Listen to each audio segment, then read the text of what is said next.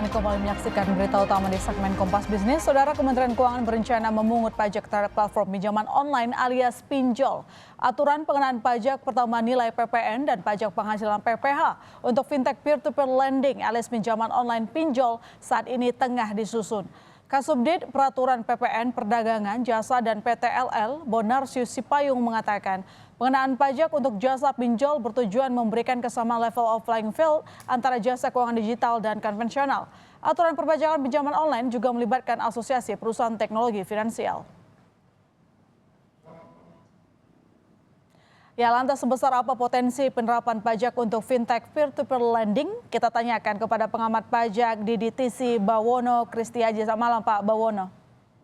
Selamat malam Mbak Ilona. Oke, Pak, ini kalau kita lihat rencana sih katanya untuk penerapan pajak PPN dan PPH peer-to-peer lending. Apa yang perlu kita perhatikan sebelum menerapkannya?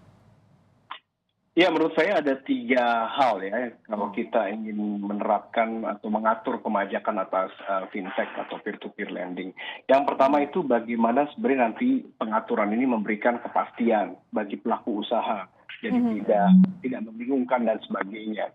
Yang kedua juga bagaimana menjamin prinsip netralitas. Netralitas yang tadi juga sudah disebutkan bagaimana sebenarnya menjamin level playing field.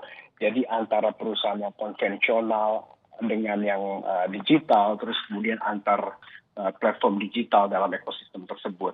Dan yang terakhir adalah dari sisi atau perspektif pemerintah, yang pasti pengaturan ini adalah untuk menjamin kepatuhan dari pelaku di ekosistem fintech ini. Yeah. Nah, bagaimana sebenarnya cara kita menjamin ketiganya? Jadi menurut saya juga perlu untuk pertama-tama understanding the business-nya dulu. Jadi penting bagi pemerintah untuk duduk bersama dengan asosiasi atau para pelaku usaha di sektor ini untuk melihat sebenarnya bagaimana sih flow atau transaksinya atau aliran penghasilannya itu dari fintech tersebut. Yang kedua juga nantinya melihat sejauh mana sebenarnya existing rule, jadi pengaturan pajak ke PPN maupun PPA yang sekarang sudah ada itu bisa menjamin kepatuhan mereka. Dan yang ketiga baru kita pilih nih solusinya apa. Apakah hanya sekedar terobosan administrasi atau kita sampai membuat suatu kebijakan baru. Kebijakan itu artinya ada subjek objek pajak baru ataupun tarif yang berbeda dengan tarif umum. Mungkin itu Mbak yang bisa saya sampaikan. Oke, artinya tadi kalau misalnya kalimat bekerja sama untuk penyedia platformnya, pengusahanya nanti yang akan memberikan laporan misalnya data-data lendernya gitu ya, transaksinya. Oke, jadi ini menarik ya. Jadi kalau menurut saya dari konteks ekosistem digital atau fintech di peer-to-peer lending ini, menurut saya yang harus dilakukan bukan harus ada kebijakan baru, tapi justru terobosan administrasi untuk menjamin kepatuhan dari pelaku di ekosistem ini. Caranya bagaimana? Kalau kita lihat international best practice-nya, juga kalau melihat rujukan dari OECD maupun di beberapa negara sudah melakukan hal tersebut, ini akhirnya otoritas pajak menggandeng digital platform tersebut untuk nantinya bisa melaporkan, memberikan data, sampai akhirnya juga menjadi agen pemotong penghasilan atau pemungut PPN-nya, seperti itu. Jadi di sini akhirnya nanti mereka atau digital platform sebagai intermediaries yang akan berperan sentral dalam kepatuhan di ekosistem tersebut. Seperti itu, Mbak.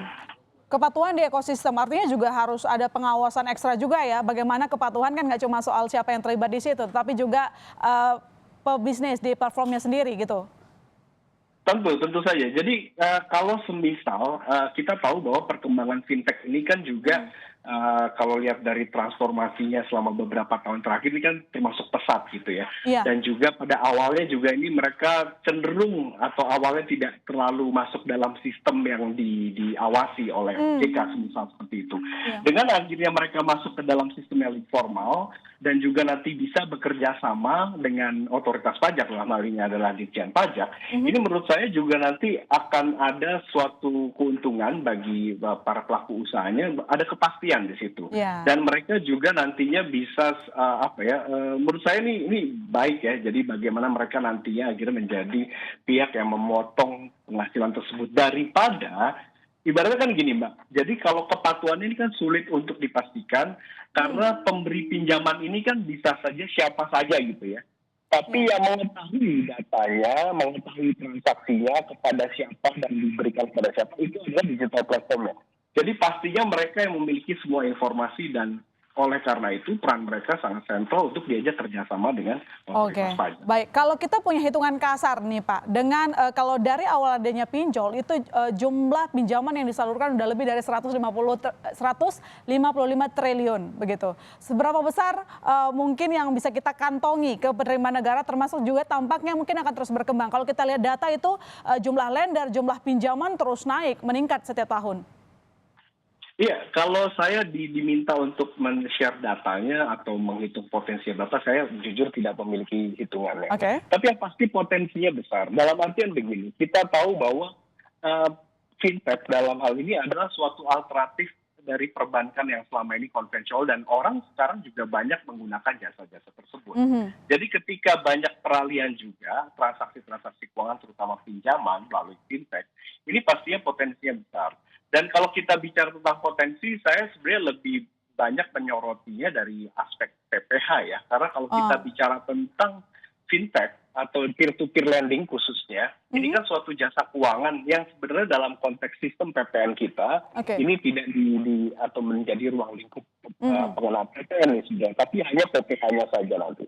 Oke, baik, artinya tidak akan mengganggu dalam arti kata nih Pak, kalau kita lihat sekarang kan pemerintah itu jor-joran memberikan insentif pajak gitu kan ke sejumlah sektor termasuk juga perbankan begitu. Apakah ini tidak seperti dianaktirikan? Ini sih konfirmasi aja. Sebenarnya begini sih, yang perlu kita lihat adalah ketika nantinya memang hanya terobosan administrasi, tidak ada pajak baru, tidak ada sesuatu perlakuan yang berbeda, sehingga akhirnya sebenarnya cuma menjamin saja bahwa ini diperlakukan sama dengan yang konvensional. Dengan catatan kalau hanya perbaikan administrasi gitu. Betul, betul. Jadi seperti itu. Nah, juga kalau kita lihat dari konteks relaksasinya, saya juga ingin memberikan catatan bahwa sebenarnya justru ketika kita melihat kondisi fiskal saat ini dari sisi keuangan negara, kita kan juga tahu bahwa ada tekanan yang sangat tinggi dalam artian penerimaan kita tahun lalu berkurang drastis, penerimaan pajak gitu ya. Tapi juga kita tahu bahwa dalam beberapa waktu ke depan, ini juga defisit anggaran itu juga tidak boleh lagi lebih dari 3% seperti juga yang tahun lalu atau tahun sekarang. Jadi mau tidak mau pemerintah juga harus punya ancang-ancang bagaimana mengoptimalkan penerimaan. Caranya adalah ini kan sebenarnya cuma mengurangi tax gap. Selama ini kepatuhannya belum optimal, tapi sekarang justru diperlakukan secara optimal. Tapi tidak ada pajak baru seperti itu. Oke, baik. Apapun itu kita mungkin masih akan menunggu aturan detailnya ya Pak. Tapi harapannya kita mungkin tax gap tadi bisa terselesaikan begitu. Terima kasih Pak telah bergabung di Berita Utama. Selamat malam. Selamat malam, terima kasih.